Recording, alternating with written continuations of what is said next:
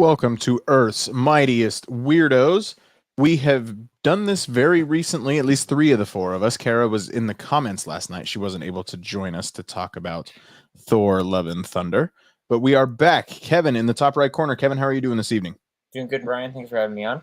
Absolutely. Pleasure to have you. We were off for the 4th of July last week, so we will be covering 2 episodes of Miss Marvel, which was a news to the person in the bottom left corner. She was ready to talk episode 5. She's also ready to talk episode 4. Kara, how are you today? Good to be here representing the ladies today.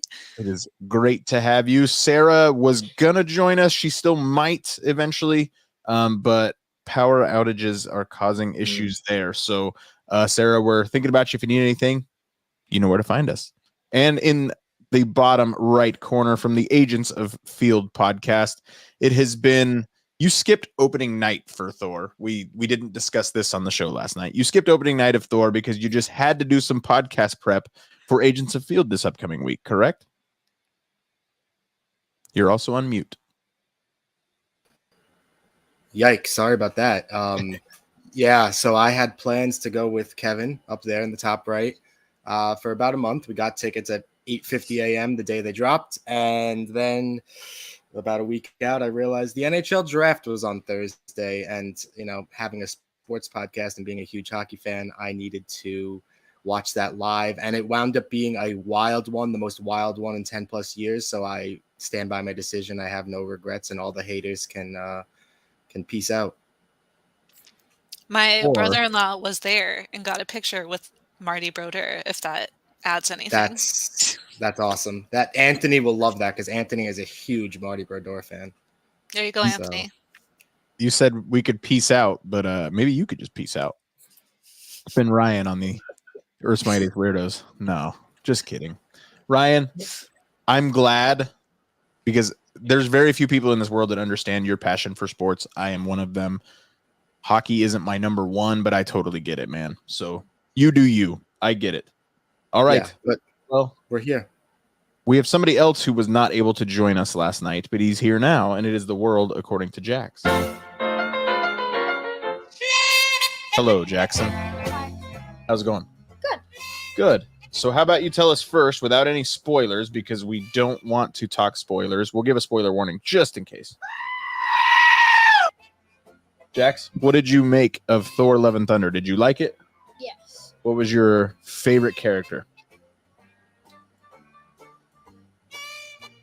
Korg. Yeah, Korg is usually the answer for you. Let's go. We all like Korg here. Kara's a Korg fan. We lost Kevin, and I don't know why. So we will get Kevin back here in just a minute. He did not like Korg, apparently. And then, Jax, we are talking about Miss Marvel tonight, episodes 4 and episode 5. You claim to have never seen either one until this afternoon. You have now seen both. What did you make of those episodes of Miss Marvel? Did you like them? Yes. You did. What do you like about Miss Marvel so far? I like all of the action, and in the last, I think, 3 episodes, there's been a lot more action. There's been a lot of action, right? Yeah. So are you good with she's got a bracelet that kind of unlocks her powers? Yeah. Yeah, okay. And then who's your favorite character in the show? You like Bruno, right? Because Bruno's super smart and he's got a bunch of technology. Okay, so last question. Do you think that Kamran is a good guy or a bad guy now? I think he turned good. You think he turned good? Okay, so you don't think he was always a good guy? I don't think. All right. Are you excited to watch the finale of Miss Marvel this week? Yes. Okay. And Miss Marvel, is it your favorite show on Disney Plus from Marvel? What's your favorite? I am not sure. WandaVision. Good answer, buddy. All right. Thank you, Jax.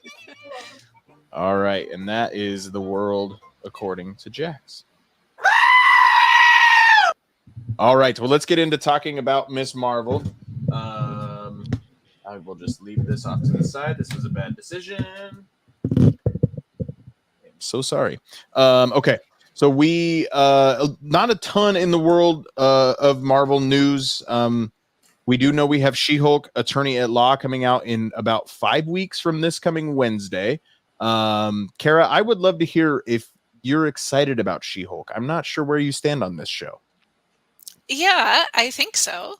Like, I really like Tatiana Maslany, and so from the very little I know of her from Parks and Recreation, and it looks good, and The Doctors Without Borders doctor. Yeah. yes, and I like Bruce, so I'm glad we get a little bit more of him. So I'm excited. There's a lot of stuff that's breaking. If you are not tuning into Earth's Mightiest Minute on the Earth's Mightiest Weirdos Instagram or YouTube or TikTok, Kevin does those for us. Kevin broke some official news there last week to most people. Hollywood Reporter is reporting that Charlie Cox and Vincent D'Onofrio will be reprising their roles as Daredevil and Kingpin, respectively. Kevin, you're very excited about this. Why?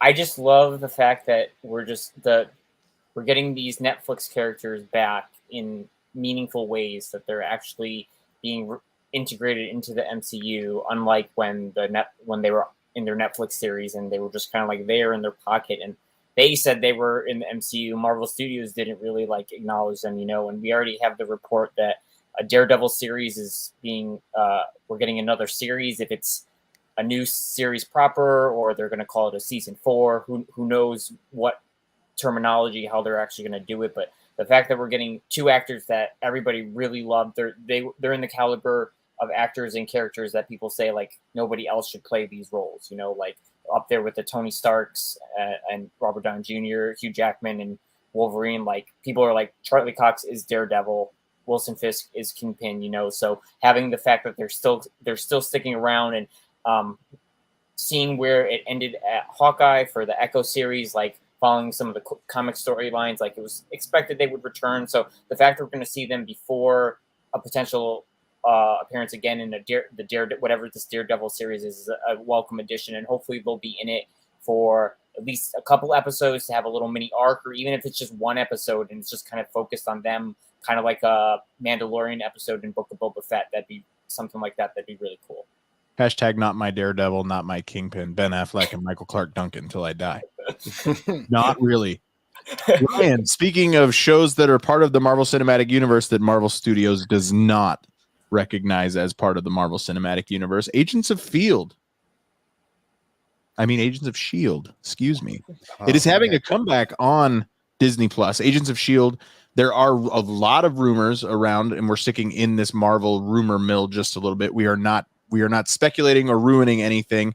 But Ryan, I've been wanting to ask you multiple times, what will you do if Chloe Bennett pops up as Quake Daisy Johnson in Marvel Secret Invasion that should be coming later this year? I legitimately do not know, because I finally stopped letting myself believe that it's going to happen, so I will not be disappointed. And now as Hawkeye said, don't give me hope, because now I have the hope that it's going to happen. I'm going to be so sad if it doesn't, but if it does, I'm going to be unbearable. You aren't going to want to talk to me, because I'm going to be so happy and so I told you so that Agents of S.H.I.E.L.D. is canon, that nobody's going to want to deal with me. So I already don't want to talk to you, so that works out. I can predict it whenever it does happen. I will hear Ryan scream from my apartment from the distance, from across the city. I will hear him screaming at the top of his lungs that it happened. I mean, Brian may hear me down in Florida. Kara may hear me in Canada. So. Yeah. I do expect that we're not going to get so lucky that it won't get ruined somehow, some way. But like, I did get spoiled on a character reveal in the post-credit scene of Thor: Love and Thunder. If you've seen it, you know what I'm talking about.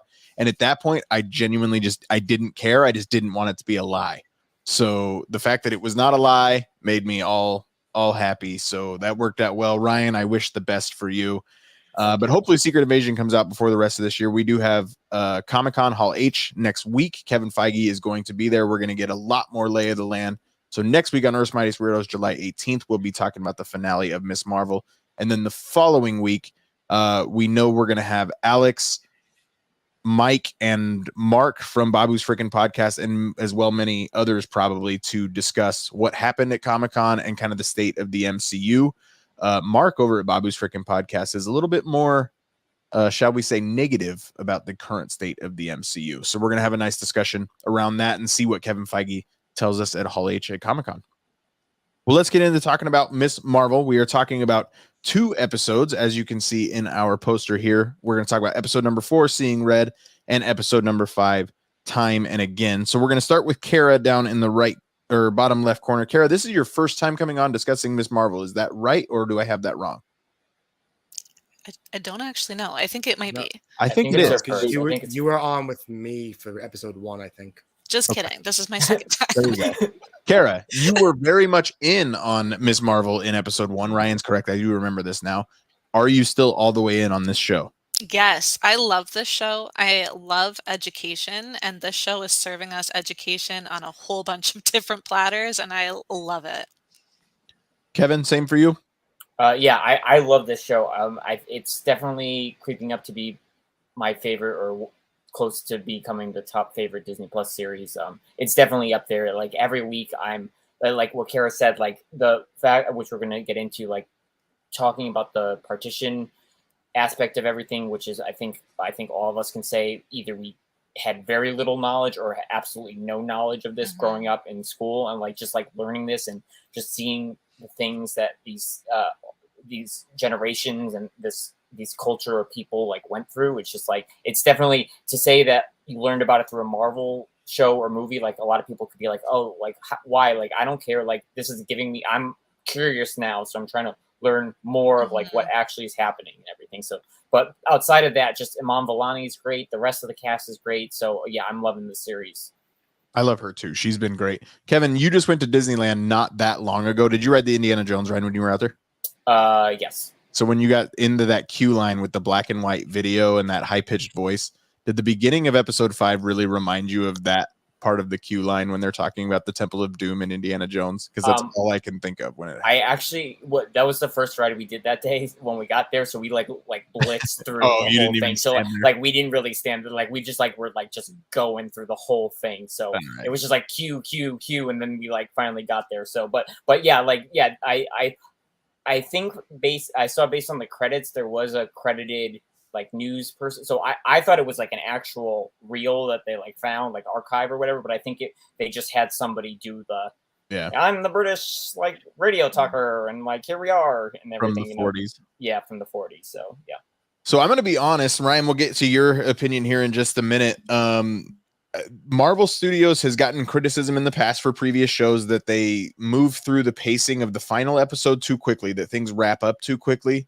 I actually expect them to stick the landing better in this episode because I think the back half of episode 5 really struggled from a pacing standpoint.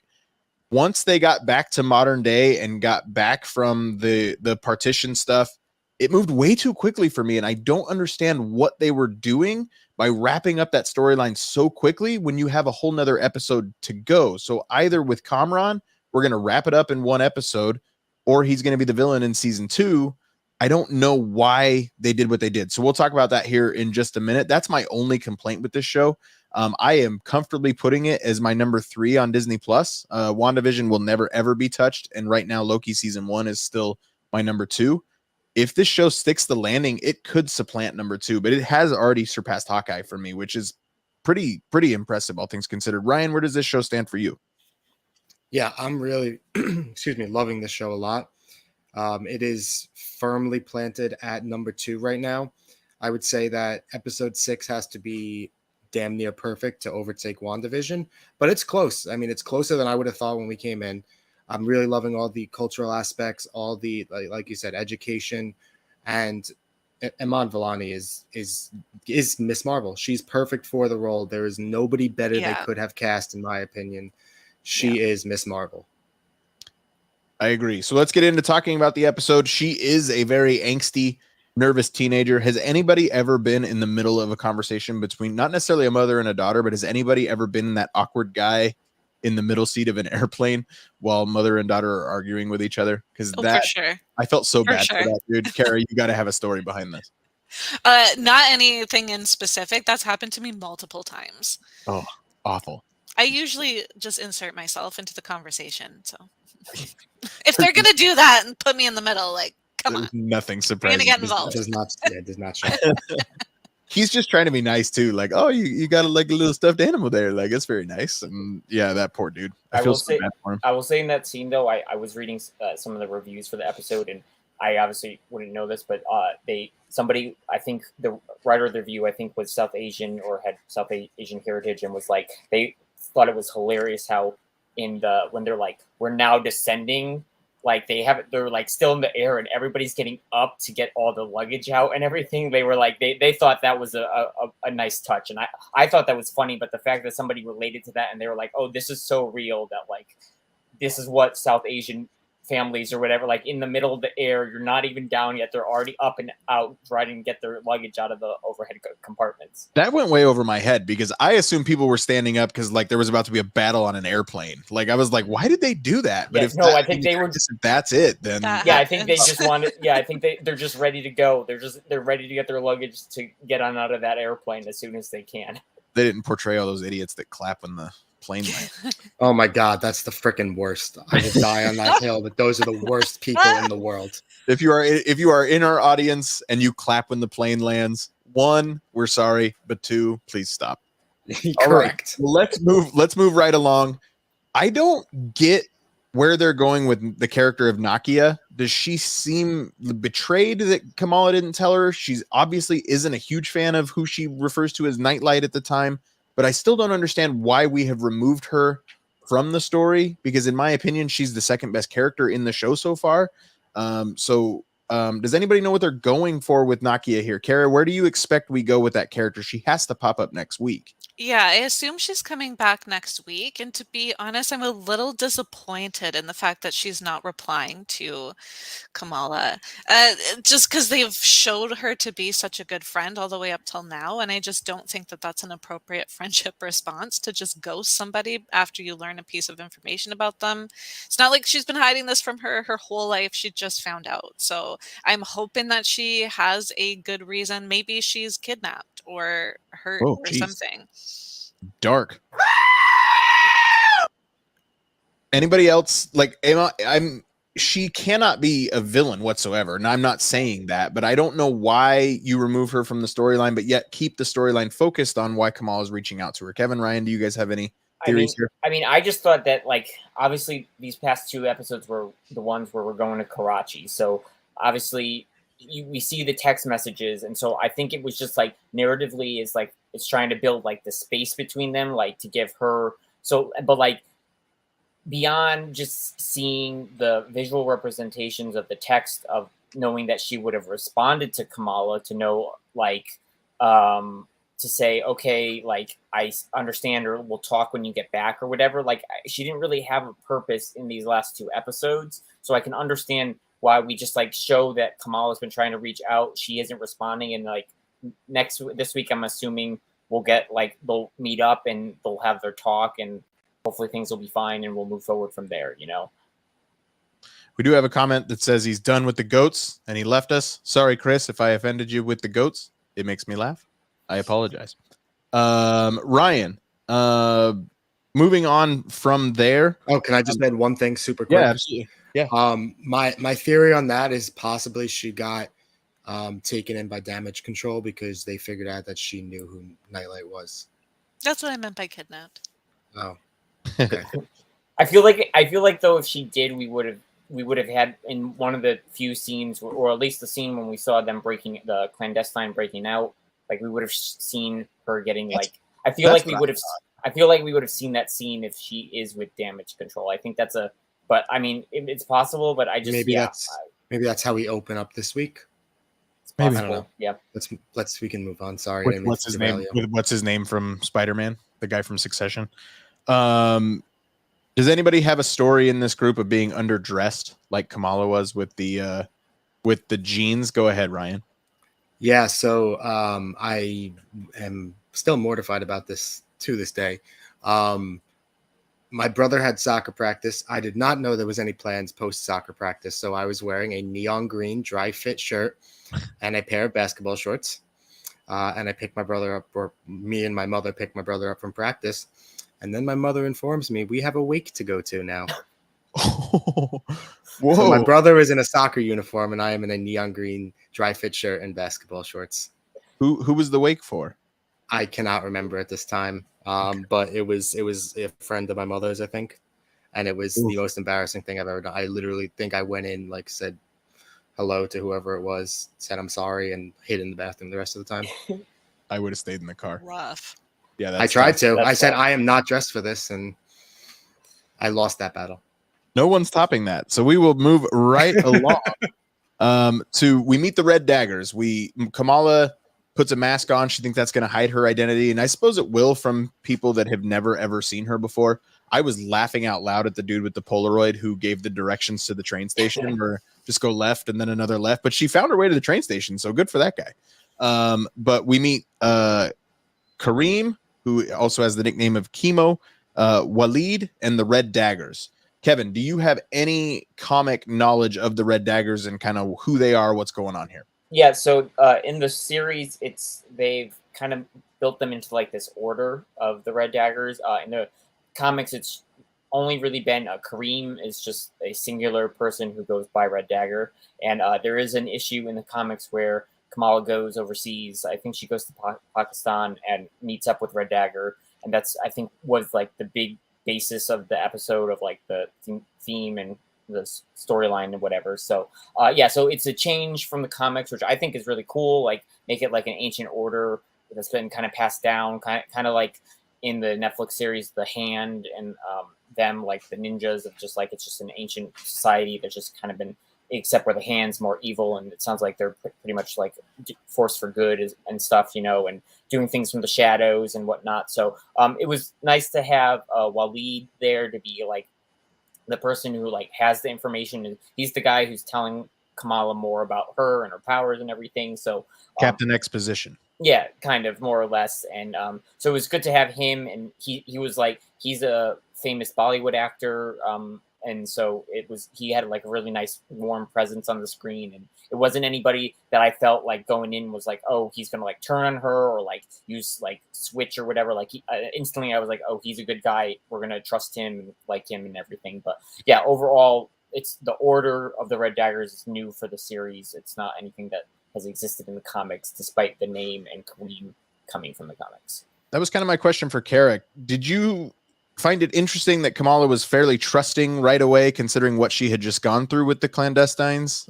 Is it just because that Kareem was simply saying, oh, you're not a clandestine, so therefore she knew to trust him? I think it was interesting that she would jump right back into trusting a whole nother adult. Did you miss their chemistry on the train station platform? Like, if you have that much chemistry with somebody, you will trust them. You will I go guess I did miss the chemistry. Listen. I don't know. I don't see it. But Maybe this is a girl thing. I don't know. But like, if you are traveling somewhere internationally and you hit it off, have you ever done that? yes. Okay. Have you ever gone in through a course. kitchen into a secret room? No. Okay. I did get on the back of a scooter and go to a beach, though. I'm not gonna lie. When he pulled the whole "come with me if you want to live," like, I hated that so much. And I understand it was supposed to be dumb, but I hated it so much. Ryan, what make you of Waleed and the Red Daggers? I liked them. I thought that. I mean, I did also see the chemistry between Thank you. Kimi Girl. and Kamala. Rude. And I thought they were good. I really like Waleed. I think he's like super wise and super knowledgeable about all this information, and gives it to Kamala in a way that's manageable, not kind of just like a hit you in the head with a ton of bricks type way. And I think he's a good teacher for both of them. And I really enjoyed both their acting in this episode and then the next episode as well. Yeah, Waleed only made it the one episode. So that was a bit of a bummer. We get the call out of what you seek is seeking you, which obviously is going to play a massive role in the next episode. But I'm going to throw this out there to the rest of the group. What are the intentions of the clandestines? Does anybody able to answer that question well? Yes. Go ahead, Kevin. So Wanting to go back home isn't good enough for me.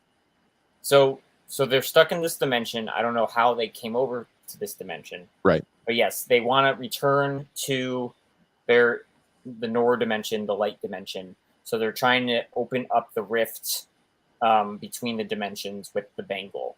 And in opening up the rift, I think they're hoping to pass through to get home. And then, as Waleed explained, by opening the rift, it's then going to allow that dimension to come through. So I think it's a mixture of either going home or allowing the Nor dimension to more or less supplant our dimension with whatever that little diagram of. So that's my question. Are they trying to bring the Nor dimension to them, or are they just simply trying to go back to the Nor dimension and it's going to take over? Because the way Waleed explained it is they wanted the Nor dimension to take over, but the way I understand it is they just don't want to be here anymore. So yeah, I think it's a mixture. Semantics, I suppose, but yeah, I think it's a little bit of both. I think it's a little bit of they want to go home and just not be here, but if that also means that the dimension comes through, then like so be it. I think after they've been here for so long, but at this point, it feels, as we'll get to a little bit later, it feels like their storyline's kind of wrapped up. So yeah, I don't know. yeah, I still haven't quite figured it out. The way Waleed explained it was not the way it had been explained in the previous 3 episodes, at least the way I understood it. But well, that was the point, right? Because he was saying that what you were told is not actually what is, right? Yep. Yeah, but she already knew not to trust them. So I guess I don't know. Like, do you think the clandestines were actually trying to let it take over? Or I think it's possible. Yeah, it's possible. I mean, like what Ryan said, like if they were just trying to tell Kamala, "Oh, we're just trying to get home," but in actuality, we need your bangle to open the rift so that we can let the dimension come through, then what Waleed said is probably correct. But then afterwards, like in the next episode, they say we can go home, and then that seems to be like their main motivation for moving towards the veil. Yeah, and I still don't understand why they turned to complete dust. Like, we're going to talk about that because there's a lot I felt that wasn't really explained well in the back half of the 5th episode. But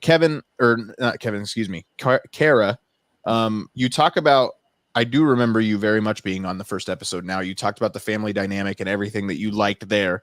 We got a really good scene between Nani and Kamala's mom of having the box of toffees and everything around. Do you think that Kamala's mom ever believed in the bangle once in her life? Or because she clearly thought her mother was just crazy, wanted to get away from her crazy mother. Do you think she was ever a believer? I think that she had some idea just based on how she reacted when Kamala opened the bangle to begin with. Mm-hmm. So like that, based on that reaction, I think she had something. Because I don't know. I think if she thought it was complete nonsense, she wouldn't have been so like quick to get away. Except for like if your mom thinks that this bracelet has crazy powers and you don't believe it, and then it shows up, like you could just be like, I'm not even going to explain it. It's not worth your time. Like whatever. Because if she actually thought it had powers, I feel like she would have done more than hide it in the attic. Yeah. But I don't know. I don't know if she ever was a believer, which is really cool. All the more reason when she sees that. I'm glad we're not keeping that Kamala is Miss Marvel away from her parents. Like obviously her dad doesn't know yet that we know of. But I'm glad we're not keeping that away. But we get an epic chase scene. Ryan, I want to come to you on this. It's a pretty long chase scene. Was there anything in it that you really liked? My personal favorite was when when she tells him to go faster and it shows how little the bike is, but then the bike comes detached from the trailer and he rides on one wheel for a while. I thought that was a lot of fun. Yeah. An awesome fight scene. I think that when Waleed throws the daggers and then goes catch them American Ninja Warrior style and then like flips himself onto that balcony. But that was an awesome part. And the garbage truck just kind of exploding, getting like flipped over like Need for Speed style. Both of those are pretty awesome. The way she protects that family with her powers, I thought was really cool. Yeah, I was gonna say the chase kind of reminded me of the Soul chase in Age of Ultron with Nat on the bike. Because with I'm pretty sure some sort of truck or something did like a similar like flip. Yeah, I think it's Lagos in Civil War. That's what I was thinking of, where the truck kind of flips over. Yeah, and that one, the garbage truck flips like that. Yeah. But off on the side, I thought there was one in Age of Ultron when she's like running from the Ultrons or whatever. But I like the chase. I thought it was a fun way to just like move around and just see different. You see a packed street and marketplace, and you're just on a different vehicle than like a normal bike and everything. So that was pretty cool to see. Yeah, I thought it was a fun chase scene, and you saw a lot of the budget for the show go into that scene. I think there was a lot of really good stunt work and a lot of good camera work that was part of that, and it just kept going, which is kind of what was my biggest surprise. Kamala does her best Wonder Woman impression to block the knife coming with her bracelet, and it sends her all the way back in time. I did not expect this. I did not expect any sort of time travel. And we're going to talk about, is Back to the Future a bunch of bullcrap or not? Because she's able to affect basically Harry Potter style, where she can go back in time and constantly affect the future. But we're going to talk more about that here in just a minute. But any last minute thoughts on episode 4 before we move on to talking about the one Kara's really prepared for and excited to talk about? All right, Kara, we knew that the Nerdy Girls After Dark would be all in on the love story of Aisha and Hassan. Definitely better than Twilight. Kara, I would just like to give you a minute or two to be able to talk about what you loved about this relationship. So much, yes, without ever having talked to Brian about this before. He already knows how I feel. Their relationship is so I don't know, like He's a good looking dude, and she's a good looking woman. yeah, they are very attractive, but they also are very intelligent, and they help each other out, and they seem to have different strengths than the other person, and therefore they can kind of balance each other, but also encourage and push each other. I love the whole sassy start to their relationship when he would just laughed immediately when she said she was going to break his leg. And his response was so genuine. Like the way that they played these characters was so genuine, and it seems very real. And so I like it very much. Kevin, anything on that power couple? I enjoyed it. Like you said, they were both very good-looking people. I really definitely this episode. I want to make that clear. The first half of this episode, I'm all in on. Yeah. I really enjoyed it. I thought it definitely fit. I think a friend of the program, Alex, had called, another time travel or flashback centric episode in the 5th episode of the Disney Plus series. So it was definitely good to see. And yeah, I enjoyed their relationship. I thought it was really great. Ryan, you got anything there? Just echoing everything they said. I just think it's they have a good dynamic. I mean, when one of them is like heated, the other one is calm and able to diffuse the situation, and vice versa. Like it all depends. They're just a good match for each other. When he snaps on the guy that delivers the fruit or whatever, that was pretty eye opening. It was the one flaw we saw of him. Alex says that he loved the relationship as well. Does anybody feel like they can give a quick historical recap of Partition and what was going on here? I think the show did a decent job at it, but I still am not willing to throw my hat in the ring there. Kara, you're kind of nodding. Do you feel like you can cover that for us a little bit?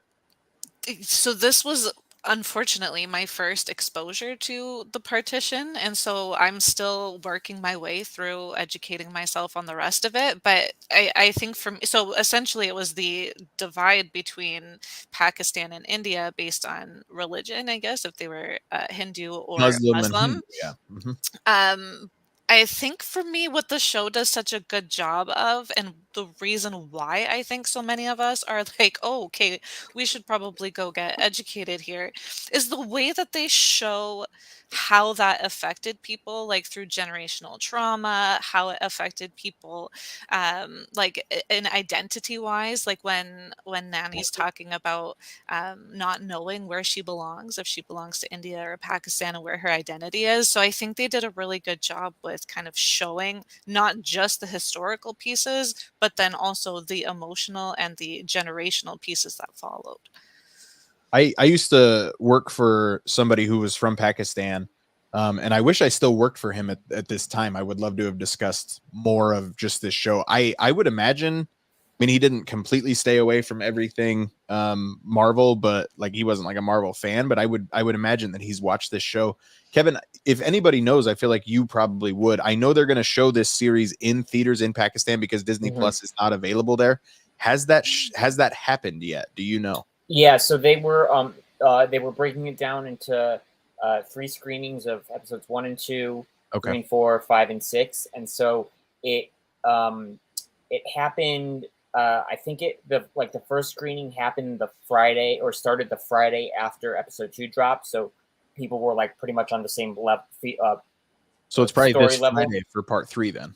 Yeah, so the final one might be this Friday or next week, but I think it's this week we'll have the final part, so we'll have 5 and 6. Which to me, they said they were going to like re-edit it to like fit for a theatrical experience, but it was a weird breakdown. Like I feel like 4 and 5 probably would have been a better like pairing, together.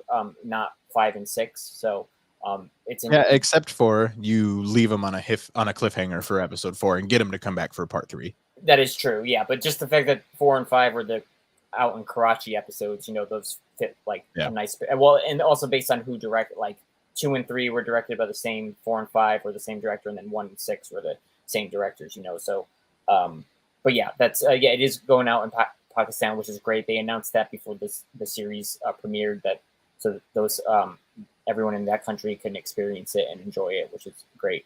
I read just a couple of reviews ahead of time from really critics that had a kind of an advanced screening of it, and I believe it's going to be really well received in Pakistan from everything that I was reading from these Pakistani writers. So I think that's pretty neat. But Kara, thank you so much for filling in those gaps for people that may not have fully understood Partition and what happened. Obviously, Kara's focus on education and the way that this show has presented it, there is a lot that we don't know, and we encourage you to become more educated on the subject as well.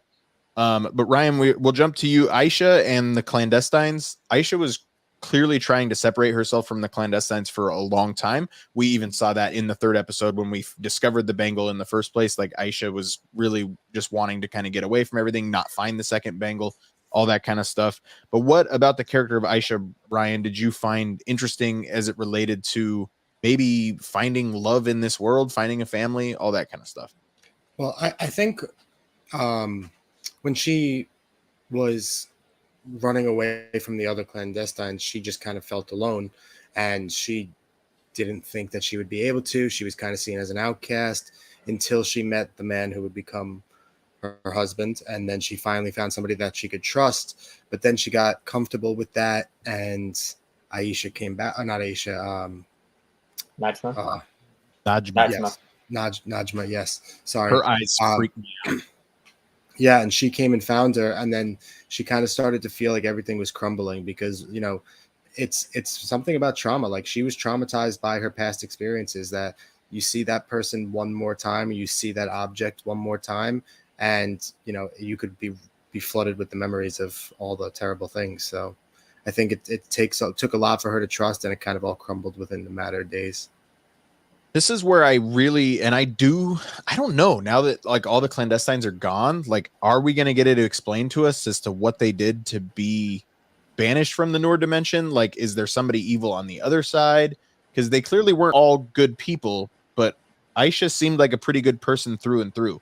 So I'm very curious if she lived and learned and got better, which there's a good story in that too, don't get me wrong, but it feels like Aisha was a good person and maybe just got caught up with the wrong group. I really don't know, and I do hope that we get that explained to us at some point. But she had built a life for herself. Again, we talked about them being a power couple. We met Sana as a very old woman, as Nani, adorable little girl, absolutely adorable. I thought they built a great love story amongst this crew within 20 minutes really, really well. And then Kamala shows up, and Aisha thinks Kamala is her daughter, which was really interesting. I think Aisha knows that she's not going to make it out alive. She sends her husband and her daughter ahead, and then they get split up. That is my worst nightmare, being a father of kids that don't always stay next to you, that in a crowded area like that. It's very, very scary. In the 4th episode, they told the story for the 2nd time about the stars that led her back to her father. So you knew that we were going to see something like that when she got lost, even probably sooner than that, honestly. But it's just terrifying. But Aisha willing to sacrifice herself for her family, to go back on everything she'd been working on for decades, obviously means a ton. And then we get the what you seek is seeking you. That's something that her father says all the time. It inscribes itself on the bangle. Was really was really powerful the way they tied that all together, because when it came out in the 4th episode, it honestly just didn't quite fit. So I'm glad that they were able to pay that off. But Kara, I'm gonna go to you on this. Kamala is the one that saved Sana all along. Is Mhm. at least the impression that I got. Every Mhm. single time, like in the 3rd Harry Potter movie, like that Patronus was always Harry. It never was his father. So even though Harry believed it to be his father, it was Kamala all along, which maybe Scott Lang was onto something, that Back to the Future wasn't a bunch of bullcrap. But Kara, what did you make of this scene, and Aisha and Kamala, and then Aisha and Sana? Yeah, this was one of the most beautiful scenes I think Marvel has ever done, and definitely in the top tier.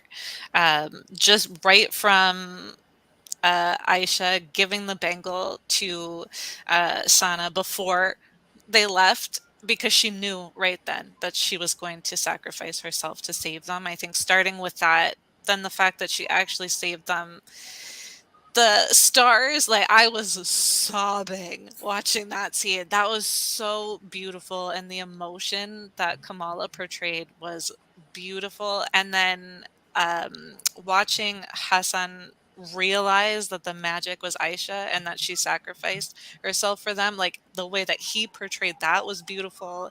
The whole scene, like 10 out of 10. I loved it.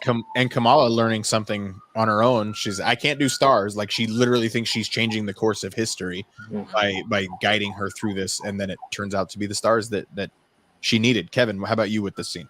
Yeah, I love the scene. I thought it was very emotional, kind of like Kara was saying. Like everything about it was really great. The whole traveling back aspect of it, like the time travel part of it. I mean, I feel like we've seen like 4 different explanations of what time travel is in the MCU now, between Endgame, the TVA, other things. But for me, I feel like this was just like would be like a closed loop. So like it's not like she can go anywhere or whatever. It's like whatever the power of the bangle is to get somebody from some point in time back to that point, and then just bring them back to whenever it is. So I guess I don't know why it was only.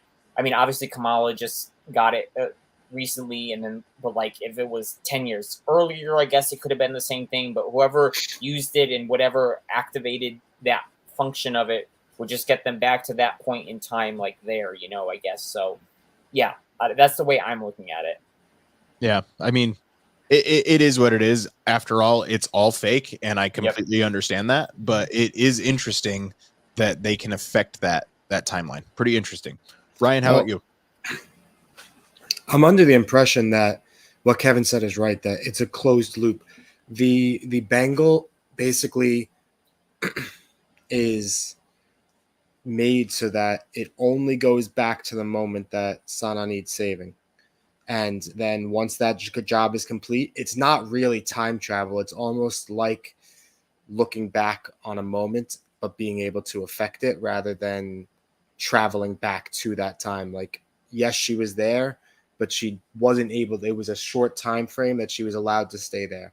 I guess it's almost more like the test they did in Endgame, where you go for a certain amount of time and you come back, like with Clint. And you can only go to that moment. And I guess it was more or less fulfilling the inscription of what you seek is seeking you. So once Aisha put it on the bangle, in the attempts, I think, for Sana to get to Hassan, once that was fulfilled, but yes, the fact that Kamala had to come back or that a future somebody had to come back for it, but I think what Ryan was saying is like, that's kind of how I'm thinking as well. If you had given me 2 options, either A, stick with all the time travel stuff from Endgame and you need to travel through the quantum realm, or B, do what they did, I would choose option B, because I think what they did was very powerful. And again, it's a closed loop. It's not going to be a driving force other than developing the character of Miss Marvel. So I'm completely good with it. This is where the multiverse and everything gets a little bit funny when we try to time hop. But again, it's a closed loop. I'm simply looking at it as a time turner from Harry Potter, and we're just going to leave it at that, and call it good. But I agree with Kara. Very powerful scene. Then we come back to the modern day, and this is where I'm not as positive on the episode. I think everything happens really quickly. I guess with the time travel, is that what opened the Noor dimension? Does anybody understand why the people in the Noor dimension, even though they're from there, can't get back through and get turned to dust? Because I don't get it. Well, I think that the reason it opened was because of the collision with the sword that Namja had. Like it basically broke with the almost Bengal, like the light time continuum, so Okay. to speak. Like I'm good with that. but I don't know exactly why. I know there's been some theories that, I still don't. The one thing I'm still confused on is Waleed and her grandmother said, "You're not a jinn." Like we never got an answer as to what exactly she was, right? Well, and I mean, she's from the Noor dimension. She's from I right, think But that like has what to be- that be, I think what Ryan's, I think this is what I was going to say is that what I've seen and that it's possible people have been likening what's happened to them as like Terrigenesis Yes. with the Inhumans, but that doesn't answer your question, Brian, as to why if they're from that dimension, why they can't go back through or why that happened to them, But in any sense, people are speculating it could be a reworking avenue of Terrigenesis and Inhumans from this dimension or something like that. So that's kind of I think where Ryan was leading. But like you said, that doesn't answer if they're from there why they disintegrated. Yeah, and that was my point. Is I think it's Terrigenesis because if you look at the examples of Terrigenesis, and again, not to say that Agents of S.H.I.E.L.D. is canon, but if you look at how it happened in that as one of our live action examples of that, they turned almost into a rock cocoon type thing. And then if they were an Inhuman, they would, break out. If they weren't, they would just crack and disintegrate. So it kind of was very similar to that. Did anybody mention a rock guy? You don't need to be afraid unless you're made of scissors. Just a little rock, paper, scissors joke for you. I did enjoy Waleed saying that if Thor had landed on Everest, he would also been called a djinn. I thought that was funny. Like that's how they were able to flippantly describe why some were referred to as jinn and another where you really aren't a jinn. I'm curious. He clearly has more of an understanding. I thought him using that other map to show how the dimension lives within our dimension helped a lot of people. Again, we tried to describe it in the Alex Klein way of saying hallways and rooms, and then if you go to a different floor of a hotel, that's where you're on a different timeline. It's gonna get confusing, and that's why I'm a little bit like I don't know if we'll ever journey into the Noor dimension. I think we're only gonna channel the Noor dimension through Miss Marvel. I don't know if we're ever gonna go all the way there. Kara, do you have a theory why everybody's disintegrating? Yeah, and it's very childish. Dark. I have zero, like for new listeners or people who are not familiar with me, I have zero comic knowledge. And so everything that I experience is for the first time in the MCU. And so my first thought was that they weren't worthy, kind of like the hammer that you have to be like Thor's hammer, that you have to be worthy in order to wield it. And then that explains. But then that could explain, like, if they all came to Earth with the same kind of vibe as Aisha did, and then the rest of them kind of turned and for the worst, maybe Aisha could have gone through and they couldn't. I don't know. See, but Or maybe the way they explain is they were banished, so I wouldn't assume there was righteous intent when they came through. I wonder if they physically needed the bangle. Like the bangle had to help open it, but I wonder if like they physically had to have the bangle on them to go through. But that would only help one person, not a group of, or somebody had to like use the bangle to like encompass them to go through or something. I'm not sure. Or is it She did hit it with her bangle powers, though. Well, although I guess those are her powers, not the bangle's powers. Yeah. So my thought on that is that like. I am trying so hard not to make a Joe Burrow Cincinnati Bengals reference. Go ahead, Ryan. Crap. Where was I going with that? Oh, if I lost it again, give me a second. It'll come back to me. Continue talking. Jamar Chase was a very fast Bengal. He could have gotten through that veil. Oh, maybe. I think that what I was saying is that maybe you don't need to have the bangle on to go through, but because this is where I was going, because the bangle was broken, the proper way to open the veil was not by the bangle being smashed. That opened up some like jank version of the veil that caused them to not be able to get through. But there is a proper way to do it with like some other, if you have both bangles or something like that. Is the bangle broken? No, he was just saying like the way that the spear hit the bangle. Yeah. Like Okay. like it like sparked like a adverse reaction Okay. or But something. it didn't break the bangle. No. Yeah. That's Okay. a good theory. Like a monolith type thing. Like, Oh, here we go again. just saying. Okay, sounds good. All right. Speaking of another thing that the show was moving too quick to explain, what happened with Najma and Kamran? Like, did she simply pass on her evil powers? It looks like she, to an extent, had a change of heart. And then I think it was just she had a light bulb moment of, I can stay here and continue to fight this dirty fight through my son because I left him behind. But what did she pass to him? And he clearly doesn't want it, but he's got it now. Kara, you were nodding. Do you have any understanding what happened here? Not a clue. And I thought it was interesting that he thought that she was coming back at the end. Well, like, given that he's received these powers, like he would have to assume they were from his mom. No, I don't think he knew about the powers by the. yeah, I don't think he knew he like took it in. I just think he thinks even though she left him behind, I think he still is holding out hope that. but when he got it, he Well- looked at his hand and his hand was glowing. Well, I think just the slight If only the order of episode was events. 10 minutes longer and they had explained all these things. So I think he said to Bruno, "Oh, I have to stay here. My mom's coming back." And then that's when the damage control, and then his hand started glowing. So I don't think it's just the slight order of events is what makes it. No. When he got hit with the powers in the cave or whatever, alley? he looked at his hand and His hand alley, was glowing right and his there, hand was too. glowing. Okay, I'm Interesting. sorry. Mhm. Yeah, I mean, I don't. It's like definitely like her essence, but it's not like. I don't think she's like in there. Like, I don't think next episode we're gonna like just see him like be him, and then like a switch go, and then it's like Najma like talking through him. Like, I don't think it's any sort of that possession or anything like that. But I think he's gonna be infected with some sort of like dark powers or something, though. Yeah, like, I mean, he's gonna have his mind altered. Yeah, I mean, in the comics, spoilers for the comics and potentially what could happen. I mean, he's a villain. He's a villain Inhuman.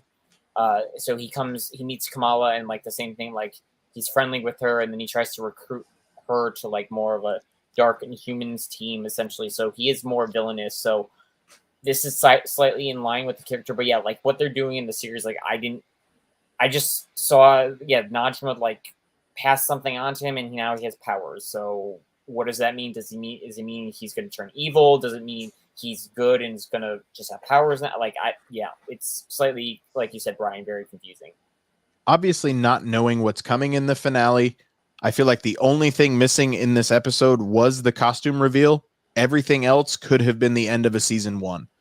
They had the and I say this lovingly, they had the Marvel Studios trademark of moving through the story to wrap it up a bit quickly at the end. Everything about this episode felt like it was trying to wrap up the show. It revealed her logo through her broken necklace, which I thought was really cool. I thought that was really neat because they called out the necklace in episode 1 as well. We're going to get the logo there. We got the vest in episode 4. Like, they're piecing the costume together one piece at a time. The only thing missing for me was the costume reveal, because everything else, it feels like, is setting up for a season 2. Either A, we're going to wrap up again way too quickly and get rid of Kamran in one episode, or we're going to keep going and Kamran's going to be our main antagonist in season 2, which we assume we're getting. We don't know that for sure, but either A, they're going to wrap that story up too quickly, because Kamran's not going to be the villain in the Marvels. Like, that's simply not going to happen. The Marvels is going to have a much bigger storyline to it. So either A, we're going to wrap up Kamran too quickly, or B, he's already our season 2 villain. So why did we do what we did in episode 5? That's kind of my complaint, and I would love to hear any rebuttals to that. I think we're going to get Monica next week. Yep. Yeah. No, I think I don't think it's going to be till a post-credit scene, personally. You think she's going to be in the whole episode? Yeah, kind of. Maybe not the whole Not episode, the whole, yeah, but towards like the end. the Maybe. back half, maybe the final 20-25 minutes. That's what I think. Alex says the power of the Nord dimension went in him. It was the same color as the tear. That's probably why he doesn't know she is gone.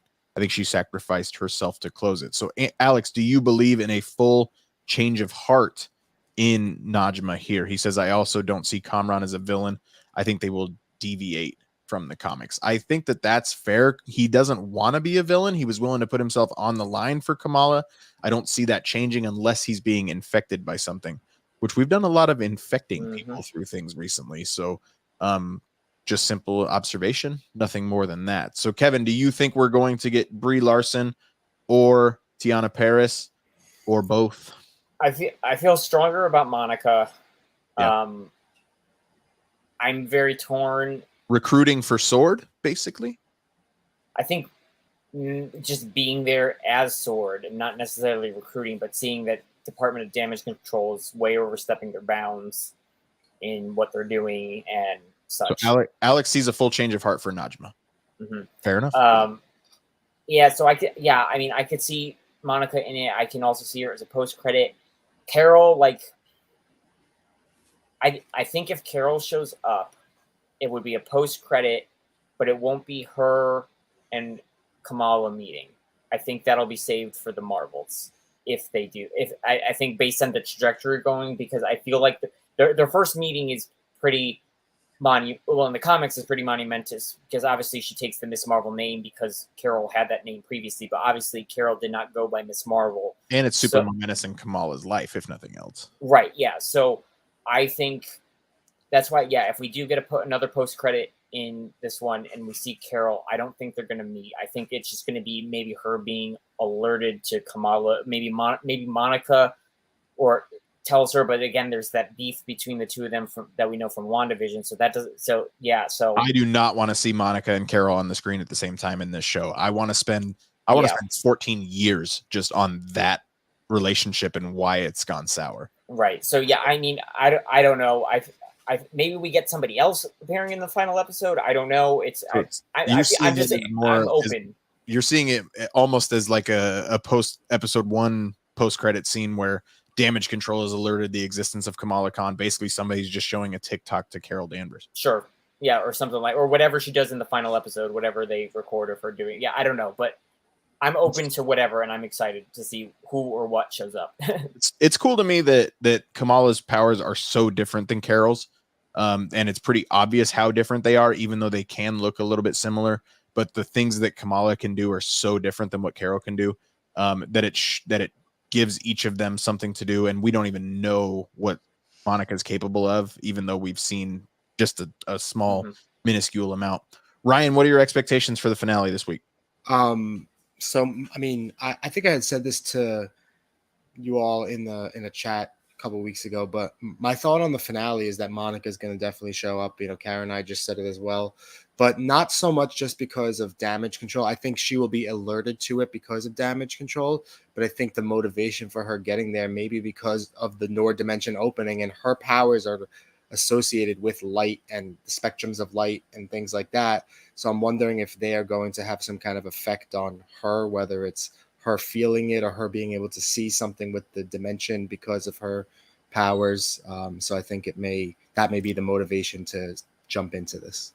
There was also a lot of like speculation between the bangle and the 10 rings, and the 10 rings alerted Carol. No, so it could be. Yeah, they didn't necessarily alert Carol, but she was at least investigating they alerted Wong, and they were helping Wong investigate. Oh my gosh, if Wong comes in here. Phase of Wong, baby. Agent Coulson, baby.